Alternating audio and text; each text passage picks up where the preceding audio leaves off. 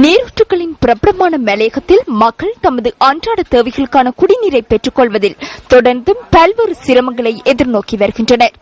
நுவரெலிய பிரதேச சபைக்குட்பட்ட மூட்டுவெளி தோட்டத்தின் பிரைமோர் குடியிருப்பே இது.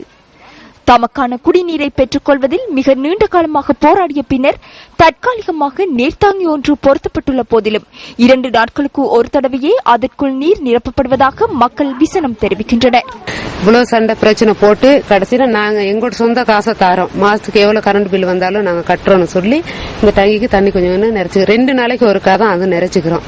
சின்ன மோட்டர் ஒன்று ஃபிட் பண்ணிருக்காங்க. அந்த அளவு தண்ணி எங்களுக்கு இன்னைக்கு இழுத்து கொடுக்குது இல்ல. இப்போ அவங்க நாங்கள் காசு கட்டியிருக்கோம் 2 லட்சம் ரூபா கிட்ட. இன்னைக்கு அவங்க 30,000 40,000 ரூபா மோட்டர் ஒன்று தான் போட்டிருக்காங்க.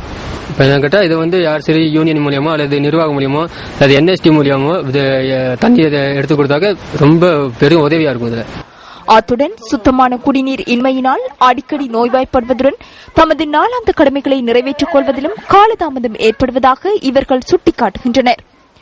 நாட்டின் பொருளாதாரத்தில் பாரிய பங்களிப்பு வழங்குகின்ற தோட்டப்புற மக்களின் அன்றாட தேவைகளில் ஒன்றாக விளங்கும் குடிநீரை பெற்றுக் கொடுப்பதற்கு உரிய அதிகாரிகள் காலம் தாழ்த்துவது ஏனோ?